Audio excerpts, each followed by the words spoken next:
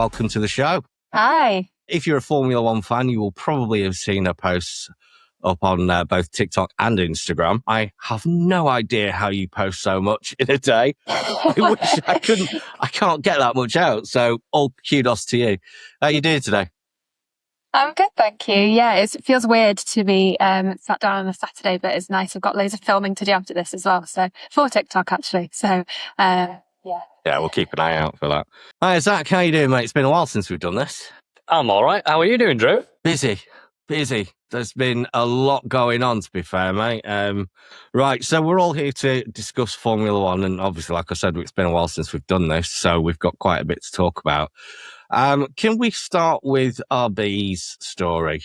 There's been loads of things happening in little bits for a while, and there's quite a lot of focus, obviously, on Max recently. But I was thinking the other day, RB's troubles go back a lot further than just the last set of regs coming into play. Since 2022, when Dietrich Mateschitz passed away, they've just been going downhill ever since. We've had inter-team fractions, we've had the inter-team politics, obviously the Christian Horner story.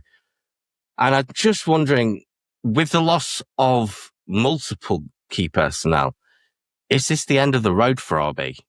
What do you reckon? I think for Red Bull themselves, they've obviously still got the junior team, but they've been going downhill quite a lot, as you say, because they've been beaten by the junior team.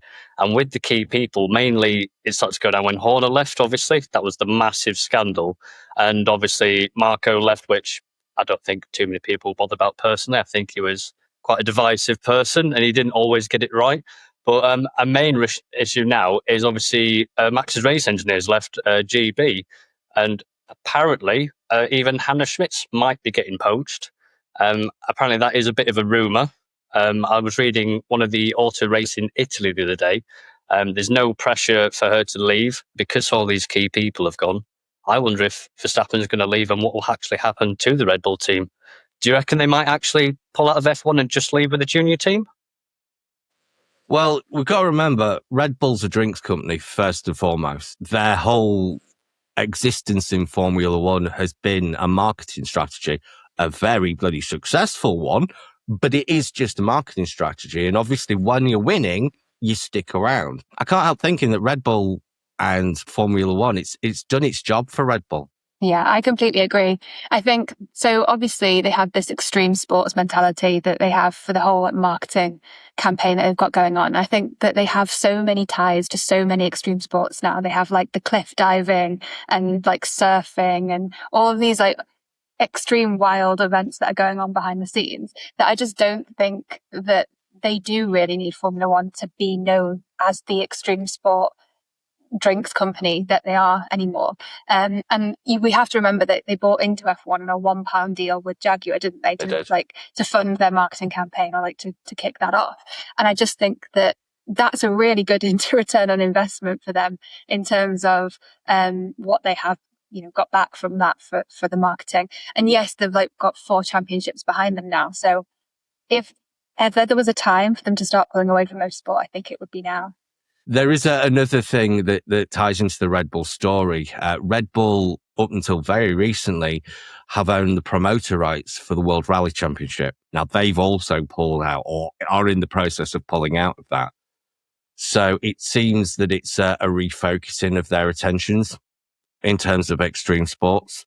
Because so many key personnel have moved, yes, they're going to have their own personal reasons for doing that, but being key personnel, I can't help thinking, are they already aware of a wind down by Red Bull? Maybe in the next 3-4 years. Because obviously they've built a car now for this set of regulations. They're probably going to see that through till, 29, 30 or something. After that, are they just going to wind it all down and sell the team? Yeah, I think that's the way that we're heading. But it makes me wonder what will happen to racing bulls in that instance as well. I think this season has definitely opened their eyes to the fact that they potentially can just start moving away from it. Absolutely. And then we've got Max and his future. There's been quite a lot of press about his dislike of the regs, and I'm on his side, to be honest. I don't particularly enjoy them either. I didn't like them on the first race. I got about, what did I say, Zach? Was it about lap 6? I went, this isn't right. And then the second race I actually enjoyed. And then Suzuka, I'm back again. I'm back to just not liking them. I'm kind of with Max on that. But in terms of him and his future, he wants to race. And now he's also a team boss in his own right in the GTs. He loves it. Obviously, that ties in quite heavily with his sim racing as well. So he doesn't need, and I believe him when he says he doesn't care. So he doesn't need F1 anymore. He's sticking around out of possibly a sense of duty, of responsibility, perhaps. I don't know. What do you guys reckon? I don't think he's going to just leave midway through a season. I think that his dad sort of brought him up to be a race car driver. And if you're a race car driver, you're also a businessman, so you have to fulfill your contracts to some degree. But I think you are right. I think he is absolutely sick of it. And I think he is the embodiment of an old F1 fan. I think some of the new F1 fans, or myself, where we don't mind sort of some of the artificial racing, we sort of enjoy looking at these regulations and the technology. But if you're a diehard sort of race driver where you like your GT3s, your rallies like you, Drew, I can see why you're getting bored of F1. And rightly so. If you don't want to watch it, don't. And if you don't want to take part in it, also don't. I just think it's a bit strange how he's been so vocal about it. And then when it's actually happened, it seems like it's been a very, very quick decline in his sort of enthusiasm for the sport itself. If he's not in, was it top 3? Is that right? If he's not in the top 3 by mid-season, he can leave. That's a worrying clause.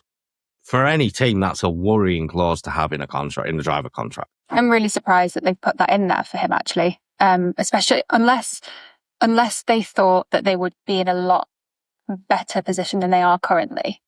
And unless like Mercedes have actually caught them out and surprised everybody with what they've done.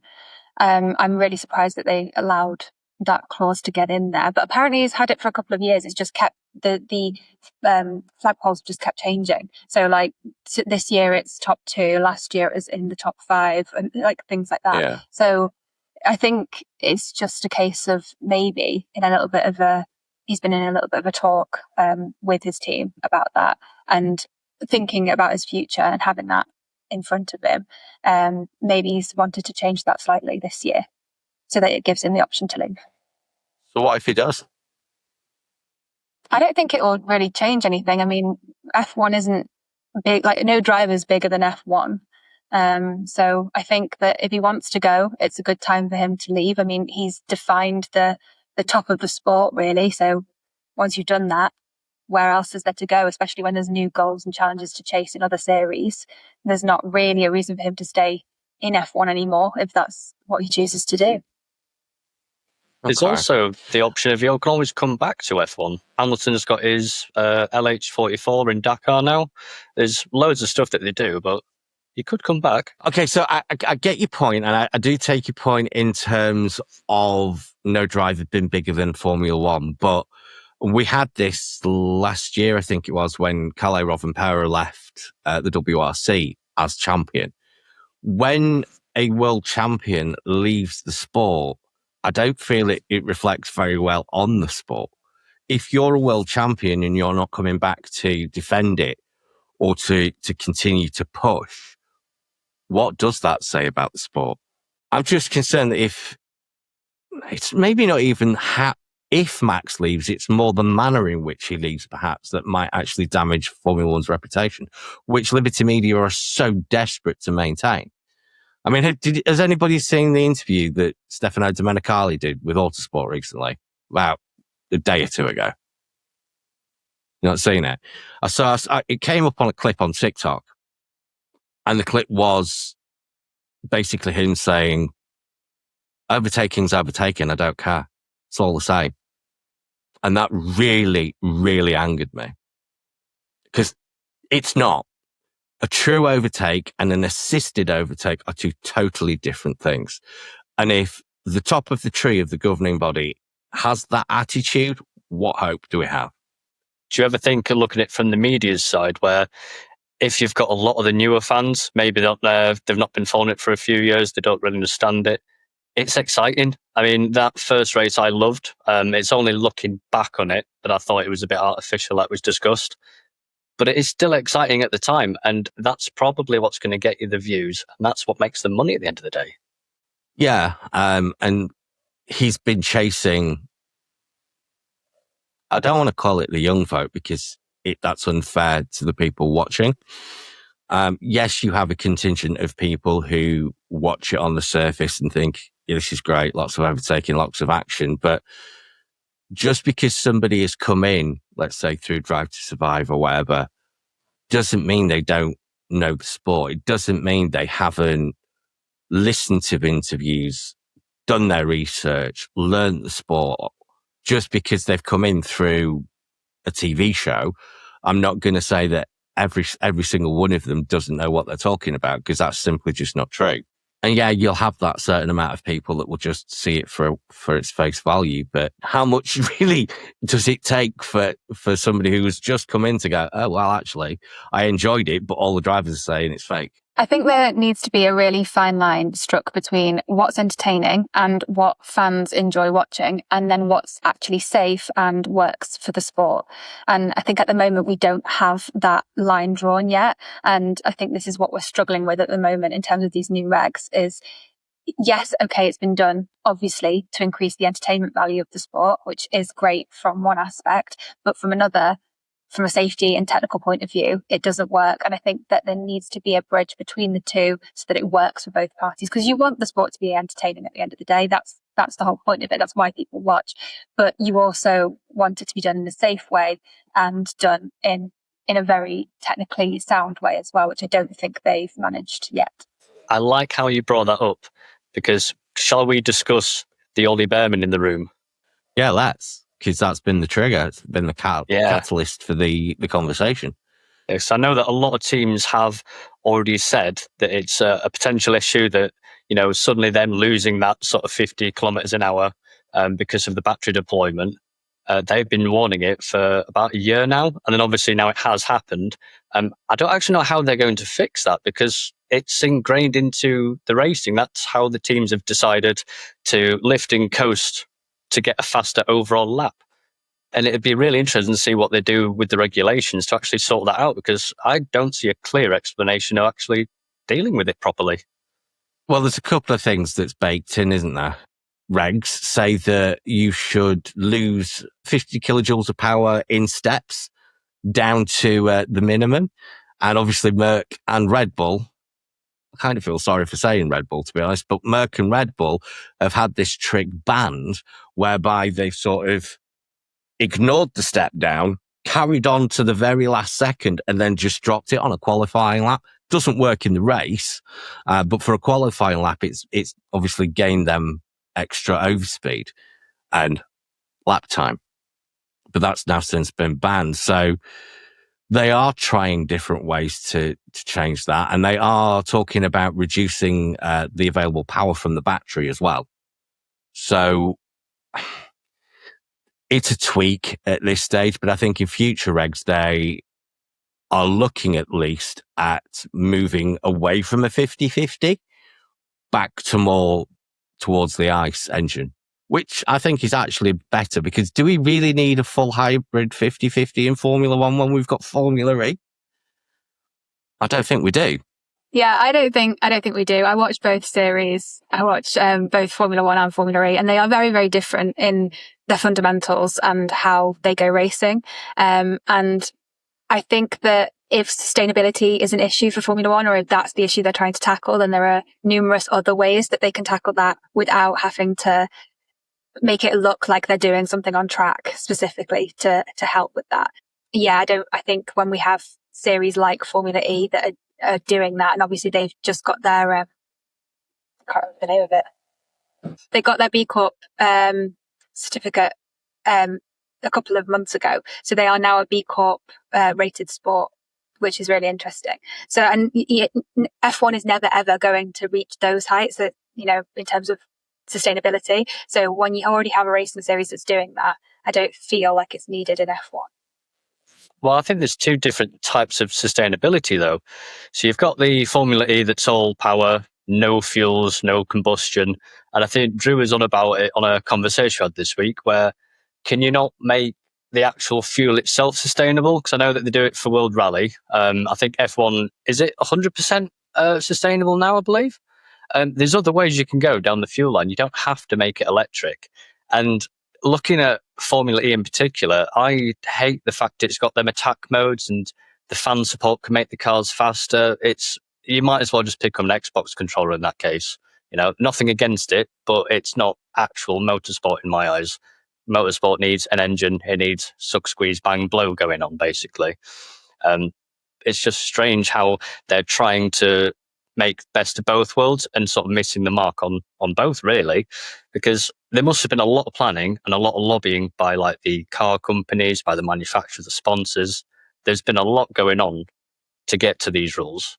And I think now they've suddenly realized we need to change something, but there's a lot of powers behind it. And I don't understand why they've gone that way and if they'll backtrack to an acceptable level for the fans. We've obviously got two sides of motoring. We've got the internal combustion, we've got the electric.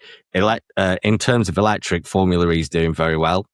But in terms of internal combustion, there is an answer. The effect that it would have if it was rolled out would be massive. Far more probably than what electric's currently producing. I don't know. Do you know much about the sustainable fuel side of things? Either of you? No? So I was looking into it a couple of years ago and I did an article that's on the website about it. It's probably changed and been updated since then. But at that point, a German company, P1 Fuels, were developing fuel for the World Rally Championship. And they've been using sustainable fuel for years now. Maybe not completely exclusively, but for quite a long while. And P1 Fuels were at that point saying that their sustainable green fuels were 85% clean, 85% fossil free, with an aim to getting up to 95%. I'm not sure where that line is currently with the current Formula One fuels, but we have to think, well, okay, that's great for Formula One or World Rallying or wherever you happen to use it. But the great thing about motorsport is it all filters down. All that technology filters down. Like the paddle shift, for instance, in your ordinary road car, that's come from Formula One. So if you were to have that sustainable fuel filter down and the infrastructure be taken up to a level where we could all use it, this is the other thing. Sustainable fuels are literally drop in. So we have the infrastructure in all the petrol stations. It'll probably need changing to actually make the fuel, but that's not that difficult. And then we could turn up to our local petrol station and just fill us cars up. There's no mechanical change needed. So if you were to do that, think of how many cars there are on the road. Billions. And it would go all the way back to 70s, 60s, maybe even 50s cars. And you would turn all of those internal combustion engines 85% green overnight. Just think about that effect for the environment. So if your question around Formula One is sustainability, I think personally that will have a far greater effect than what electric's currently having in terms of its scale. I completely agree with you. I think that is the way forwards. I think as well, the race calendar itself could potentially be adjusted slightly just to make it a little bit more sustainable for people getting around from A to B. But yeah, there's a lot of other things they can do to make the sport more sustainable. They don't need necessarily the battery side of things and the electrical side of things. Well, we'll see what they do. I mean, it would be great to see a V8 on sustainable fuels, to be honest. But we will see, I suppose. Just to circle back a little bit, he might not, but if Max was to leave, what do we reckon that would do to the driver market? I think that would be one of the funnest driver markets since, past 3 years. So who realistically would take the Red Bull seat? Because they're not really doing that great at the moment. You've got McLaren just about to sort of kick it up a gear again come Miami. I'm really looking forward to that. Ferrari's on the powertrain. Mercedes is doing Mercedes, dominating. Fantastic. I don't think it'd have that much of an effect, to be honest, because unless you're sort of maybe Carlos Sainz, perhaps, or maybe even Bottas, that'd be interesting. But I don't think Red Bull's a very attractive team at the moment.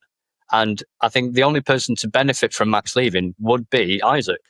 He would then be the number one, and I dare say they'd probably pull the reserve driver in for a bit, or maybe one of the F2 drivers, because a lot of the other teams, it's new regulations. You need to sort of just get embedded with it. You don't want to suddenly jump ship, I don't think. Piastri? I think Piastri does need to leave McLaren at some point. I think it should be for Red Bull or potentially Ferrari, but maybe not as they are right now. But I would like to see him do well in another team. I think that after watching the season last year and watching what he is capable of and what we all now know he's capable of, he's definitely a world championship contender.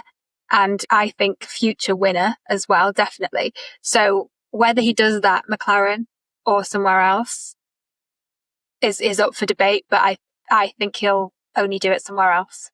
You don't think he's going to manage to get a title with McLaren? Not this year, and maybe not next year if they don't sort the car out, but we'll see what these Miami updates bring. What about inter-team politics at McLaren? Do you think As that in has first? Yeah, as in potential first and second. Let's not forget his manager, Mark Webber, has even now a bee in his bonnet about first, second drivers. He's got Mark in his ear, constantly going, don't let them do that to you. Don't let them do that to you. Do you think that's going to have an effect? Which I think it could do, but what team do you put Piastri in where he does then become the first driver? I think if he moved to Red Bull, he would be first. I think because he's got more experience than Isaac has. He's further down the journey than he is. The only way he's getting into Ferrari is if one of them leave, and I don't honestly see Charles Leclerc leaving. I think he's been there that long now. I think he wants a title at Ferrari, at least one before he moves on, which kind of really only leaves Lewis, and I'm not sure how long Lewis wants to stick around either. I think he wants his 8th/9th. But as to how long he's prepared to stick around, especially with his personal life, he's happy now. Does he need to?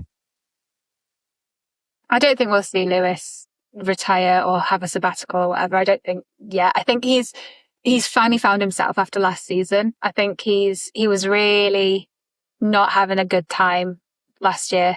And to be honest, for a good few years now, but I think he's finally back, and he enjoys the car. You can tell when he's talking to media and things like that. You can tell he enjoys where the team's at. I do still think that Mercedes kind of crept up on everybody. I think that Ferrari did think they had a championship winning car and then got to testing and was like, oh, maybe not. Both drivers seem happy. We'll just have to see whether Ferrari can maintain the position that they're in currently over the course of this season. Because I think that I have seen some articles around Leclerc and his manager discussing that Ferrari have to give him a championship winning car this season, or he's out, basically. He's going to be having, what do they call them? Discovery chats or whatever it is with other teams. So that's, definitely interesting. I think Leclerc isn't as set on staying at Ferrari as he once was. That's really interesting. So the option could be Leclerc's seat then, rather than Hamilton. But then again, where would we put Leclerc? Because I cannot see him driving for any other team than Ferrari. It's just, I can't see him in another colour than red. I don't know. I could see him in McLaren. If Piastri leaves to wherever, let's say Red Bull, that opens up a seat for Leclerc in McLaren. That's a potential possibility, especially if they close that gap and they bring themselves back up into that top 3 fight. I think that could be an attractive option for him. More so than when Carlos Sainz moved to Williams. I didn't think he would move to Williams. I thought that was a risk too far. Much like Danny Rick when he moved to, was it Renault first? I kind of always knew that was going to be a mistake for him because it's such a task to bring a team up from midfield up to the top two. I thought that was a huge risk for Danny Rick. Carlos has got a fight on his hands to try and get that Williams up the table. So for Piastri to do the same thing and move to a team that's maybe, dare I say, a midfield team, Red Bull now, I think if he's got an option to move somewhere else, he probably would. I can see it happening. I can definitely see a Piastri Red Bull move in the future. It's whether that happens at the end of this season into next or in the future, but I can definitely see it. I don't think he would stay at McLaren long term the same way Lando would. No, I think Lando's definitely McLaren driver through and through. He's going to be there for a while, I think.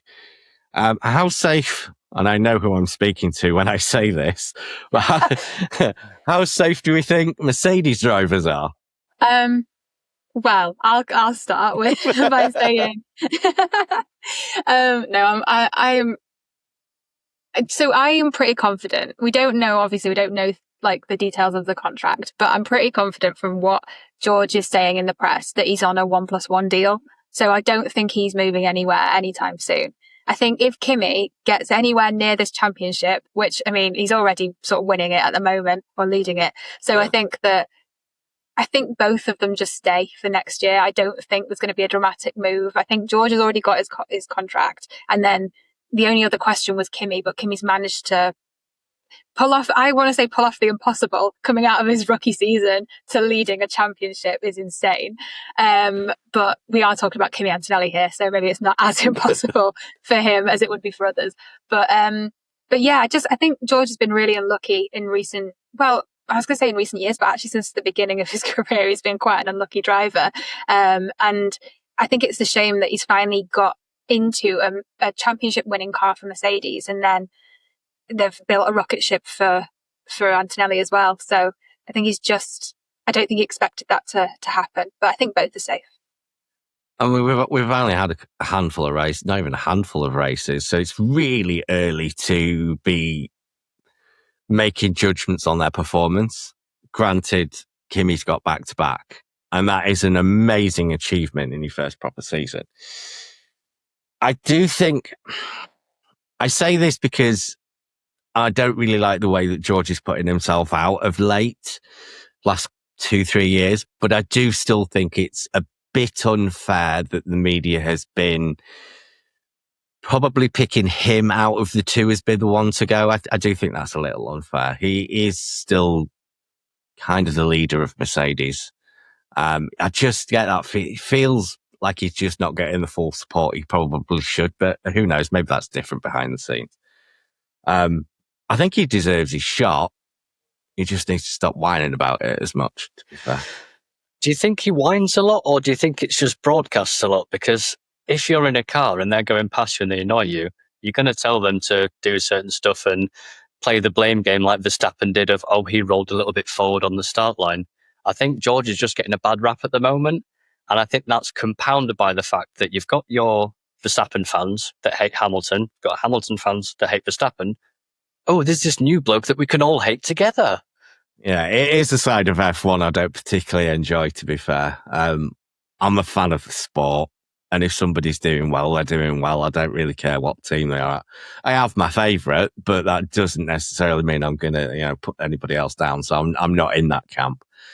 I don't know. Maybe it is. Maybe it's not. I mean, he's, as an editor myself, you can only edit what you've got. And he is saying the things he says in the way that he says it sometimes, and sometimes it just does come off a little whiny compared to. Yeah, I think it definitely is. It definitely is the way he says it, because everyone does it. Like Max does it, Lando's done it, Hamilton's done it in the past. So every driver has had something to say about somebody that they've raced against or about the way that the sport's conducted. They all do it. I think with George specifically, it's the way that he says things that gets people's backs up. It's the language he uses is really inflammatory, and he doesn't have the same stick that Verstappen does, in the way that Verstappen can say whatever he likes. People are going to clap sometimes. But George doesn't have that. And I don't think he's realised that yet. So he's out here doing the same thing Verstappen is and just saying what the first thing that comes to his mind. And people are going, wait a minute, we can't really have that from you, or we don't accept that from you. To be fair, if I was George, I'd just shut up, get on with it, and prove it out on track. It's like, absolutely, because you can't beat Max. You can't beat Max at his own game with that, and you're never going to do that. If it was me, I'd just go, right, I'm just going to have you on the next straight, and I'm going to win this championship, and then you can all shut up. Because I think that's the best way. There's no talking. You can't talk his way out of it. You're missing a part of the F1 though. It's similar to football, unfortunately, where it is a bit political. So if someone's going to roll over with a sort of damaged knee in football, they'll get a penalty, and that gives you an advantage. Same sense as if you are a bit of a tattletale on the radio, you can benefit from that, unfortunately. That's just another part that we don't often see. And I really wish at some point they would open up the communications fully so the fans can select a driver and know every single thing of when they're saying it, because there's a massive delay on when they're broadcast. And I feel that'd be really interesting. Obviously, it'd be difficult to implement because you've probably got all the other teams listening into what strategy and modes and all this sort of stuff. But I think for the fans, that'd be a really interesting point to add. And it might also broaden the horizons to not everyone's whinging. They're just driving around at 300 miles an hour. And it's a little bit stressful sometimes. That's a fair point, that. It is stressful. I'm not on board with full-time radios, though. Really? I'm not. Yeah, I'm not. And it's the same in WRC, which I'm really glad has changed, actually. So there's a section, like when they come out of the stage on WRC, where we used to be able to hear them talk. And it was just nothing ever good came from that. And it's the same with Formula One. The whole point of a team radio isn't to entertain the fans. It's to communicate between you and your engineer. And there has to be some secrecy there. Otherwise, how are you going to get one up on your competitors? So I don't see 100% access to absolutely everything being that great. From a fan point of view, all right, yeah, maybe, but no, it just doesn't sit right with me. Yeah, I agree with you, Drew. I think how would you even monitor that? How would they even edit that? It's just a lot of information going on at once. But no, I think they pull out the right things. I do think that when we're watching the race, the only things the fans need to know are pulled out at the right times. So I think that they do a really good job of that, and I don't see the need to know it all, really. Yeah. But you had a point about that earlier, didn't you, Zach, about the coverage? A lot of the team radios, I think, are a couple of laps behind, obviously because they've got to process it, edit it, get the subtitles up. But as for the way that it's portrayed at the moment, so the actual sort of team radio is fantastic. But I think what the fans need more of, just to have a bit of a segue, is the actual graphics. I know that you're not a huge fan of them, Drew, but I think in these regulations, you have to see what the battery's doing. Because at the moment, you're seeing cars and suddenly they're losing seconds, suddenly they're gaining them.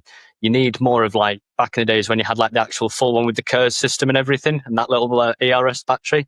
I think you need more of that to actually understand what's going on in the races, which is why I feel with the actual team radios, it needs to be a little bit faster and to make the fans understand what's going on a bit more.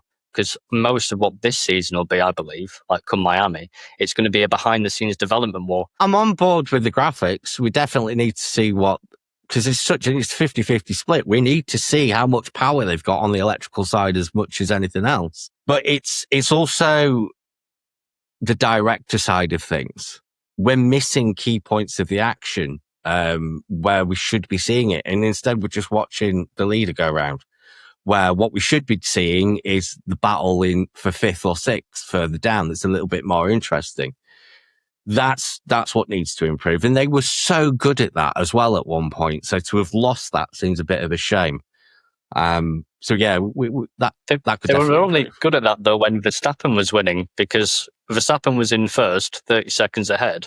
So unless you're going to show a bloke on his own on the track, you have to then go for the midfield.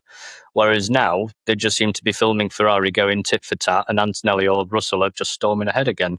But, I mean, I don't think I've seen a Cadillac drive round a corner, apart from, once? The Alpines, I very rarely see. Aston Martins, obviously, you see when the blue flags come out, or the reds. But it just seems a bit sporadic at the moment, really. I do like the fact that the field's closer. So that is a big thumbs up for the new regs. But yeah, they definitely need to move away a little bit from the top three battle, because there are some great moments further down the field that we're not seeing. Yeah, absolutely. I mean, we've covered off a few of the points that's troubling F1 at the moment, but with the forced spring break that we're currently in, do you think that they can fix these issues in 5 weeks? Is that enough time? No, I don't think so. I think if you look at the calendar, right, from Miami onwards, Miami's a sprint, and then you've got another sprint in Canada, and then you've got Monaco, where you don't really want to test anything at Monaco because it's Monaco. So the next time that they can test anything is going to be Barcelona, which is now round 7. It was supposed to be round 9, but it's like just before the summer break. So they're going to let the drivers race as they are for another 2 months before actually being able to implement anything. Whether they have that sat somewhere ready to go is another thing altogether, but before they're able to actually implement anything properly and give them enough running time with the cars, it's going to be sort of just before another really extreme break. So I don't really see them fixing anything properly this side of the summer break. Interesting.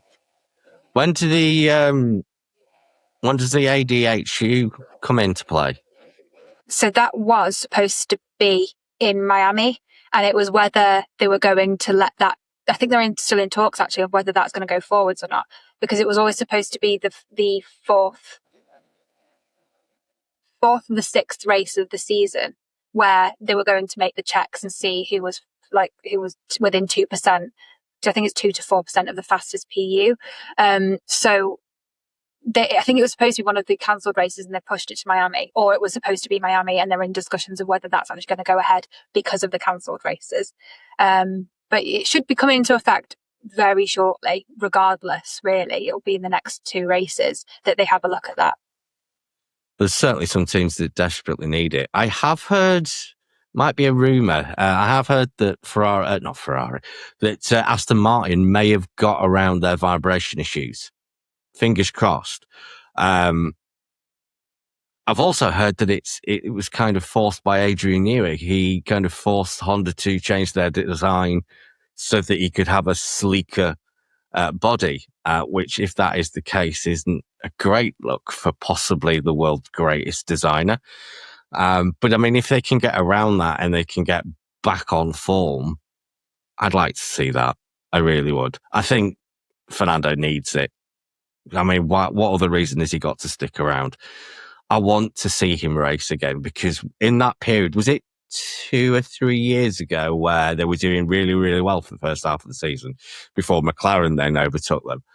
It was so exciting to see them back up and running. And for as much as we can have a go at Lance Stroll, I want to see Aston do well.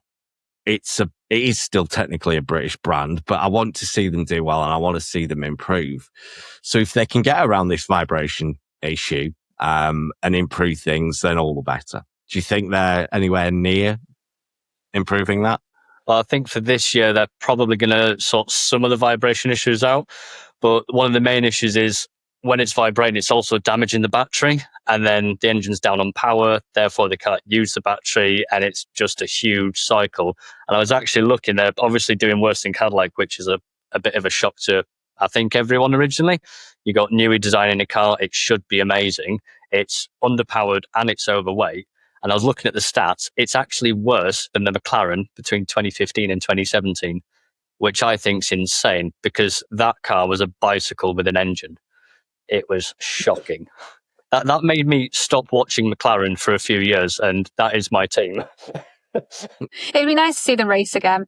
And like, for a good few seasons now, I've sort of played the game of where's Lance Stroll when we're watching a race, and he's always sort of within the top 10 or near it. So I don't think he's, as bad of a racer as people make him out to be. I think he just needs a good car and needs a good team around him. And I think that Aston Martin does have that. It'd be nice to see it work. I think we've touched on that before, haven't we? About the Lance Stroll thing. So obviously he does get a lot of hate. I mean, looking at the papers with him in his other little adventures, should we say, he was getting loads of penalties. Everyone's saying he's rubbish. But if you look at the qualifying pace, generally speaking, Obviously, we won't include this year because the car's rubbish. But he's about, 2/10, half a second out from the top guy? Because probably with his dad's money, he's stayed in the sport. He's always been the one that everyone hates because he's not as good as everyone else. Like everyone else, that usually, if you're not as a good driver, you get fired. That's just the nature of the beast. It's business.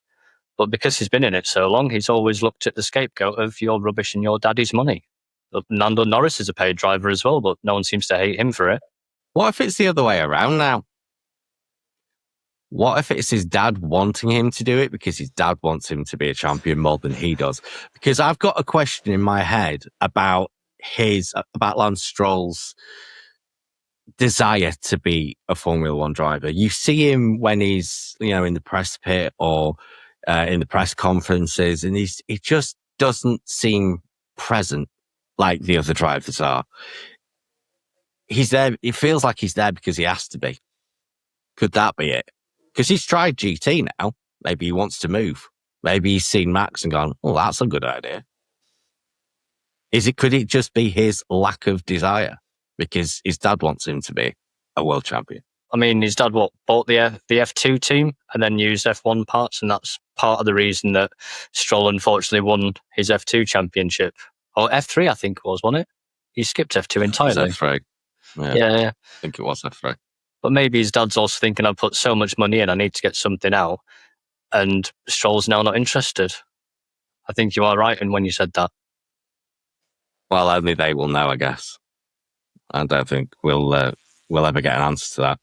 Obviously, they're not the only overweight team. There's a few in there, and again, I'm disappointed in having to bring it up. It feels mean because I really like James Vowles, and I really like Williams. But again, they spent all this time, all this money, sacrificing previous seasons, all in the name of 2026, and they're nowhere. What do we reckon about the state of Williams at the moment then? Yeah, I'm just as disappointed as you, to be honest. Like you say, they've spent years saying 2026 is going to be our season, and they've come to 2026. They didn't even get to testing on time. They're overweight. They can't seem to understand what's going on with it. And apparently the car's three-wheeling as well. So yeah, it's not looking good, is it, for Williams at the moment? It's really not. And again, it sort of cycles back to what I was saying about trying to get a midfield team up into the upper echelons of the sport. It's a task in itself, even for a driver as talented as Carlos Sainz. I want them to do well. I just don't think they've got the resources, which is a silly thing to say, but I don't think they've got the necessary resources to get them to that point. How they fix that, I don't know. Something different needs to change because they've still got the same problem. They're still running without a full two-car team. They're still overweight. They should have brought not necessarily a rocket ship to the start of 26, but certainly a top midfield contender, and they've failed to do that. Yeah, absolutely. I don't know what the answer is to how they fix it or where they begin with that. I think there's a lot of work for them to be doing. So let's go back to the top of the field then. Do you reckon Ferrari can bridge that gap to Mercedes? Obviously, off the line for the first half a lap, they're great. They're on the point. They're on the ball, and they are mixing it with the Mercs. That depends if Mercedes are in front or not. So I think they have actually made a really good car, obviously. I mean, the results speak for themselves, but it can be quite weak when it's not in the clean air. And I reckon that's something that Ferrari could exploit. I reckon as long as they can pitch Mercedes at that first corner, they've got it. I do agree with what you're saying, Zach. Absolutely. I think that either come Miami, we'll either see a very level playing field in terms of the top three, like Ferrari, Mercedes, McLaren, or we'll see the exact same things that we've been seeing for the first three races. And it's impossible to tell because we've got so many updates coming and so many things going on with each team that until we sit down and actually watch that first sprint race, or even maybe even just the race itself, we're not going to know what that looks like. To be honest, guys, I actually think Ferrari are closer than we've seen. Because in at least was it? It might even be all 3 races of the season so far. We have seen a great initial get off the line by Ferrari, a very early battle between Ferrari and Mercedes. Then Mercedes go off into the distance because Ferrari, both Leclerc and Hamilton, are too busy fighting with each other. Yeah, great. It looks great. You're all having fun. Well done, guys. You're in second and third. Work as a team, get down the bloody track and go for them.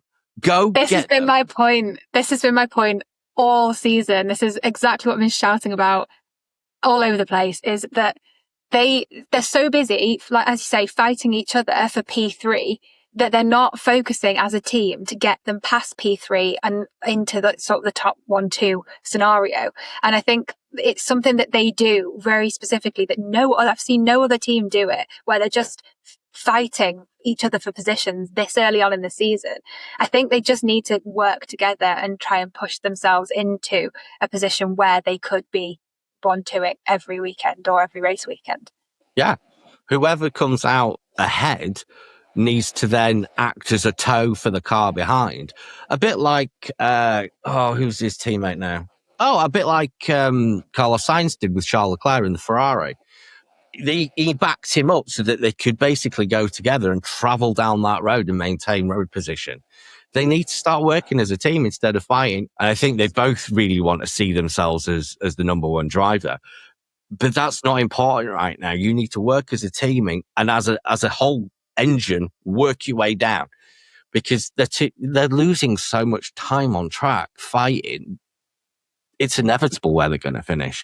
And I'm really surprised that a multiple champion hasn't figured that out yet. I think he's figured it out. I just don't know whether the team are allowing him to have that say. I think there's a lot of things that Lewis might think, or like there are a lot of positions he stands on, but whether that's executed by the team is another thing altogether. Charles as well, because obviously he's the guy in the other car coming past. But I'd love to see them start working as a team and taking it to the max. What do you think overall we've learnt from the first few races of the season? There's a lot of work to be done with these new regulations. And I think that that's the biggest takeaway for everybody in the first 3 races of the season, as it would be with any regulation change that we've seen over the course of, sports history. There's always work to be done when they first are released and tested on track. But I think this time specifically, because of the safety aspects of it and what we've seen in Japan and things like that, there's an awful lot of work that needs to be done quite quickly there. It's a surprise that it's actually taken an accident to trigger that. So I'm hoping that gets rectified soon. Do we think the spring break is going to be a big reset for the season then? Or do we think it's not going to make a great deal of difference? I know that I'm looking forward to Miami, and it is literally going to be just like a new 2026 season, I think. I feel like I've had like the demo disc. I've seen that. I kind of know a little bit more about the rules, how it works.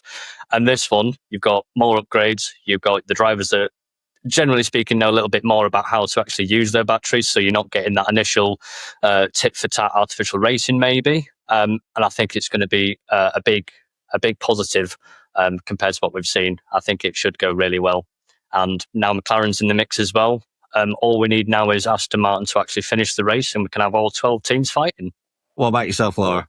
I don't think it'll change that much, to be honest. But I mean, maybe I'm slightly biased as a Mercedes fan, but I just think that we've had this a lot this season of, we'll bring in these updates and they're going to do this, and they haven't. And so I think that until I see it and until I see an actual change on track, I'm not inclined to believe any of it. Just yet. The break will have more of an effect for those lower teams than it will the top ones. I think that 5 weeks where they've got no races to attend, no press really to speak of to do, they can really double down on sorting out any fundamental issues that they've got. So I think the difference will be subtle, and I think it will be further down the field. At least for the summer breaks. Spring break, should I say. The summer break is a different kettle of fish altogether. It's much, much further away, so we'll see what happens with that. Right, okay, let's leave it there. Thank you very much for your time, guys. Nice to see you all again, and we'll see you on the next one.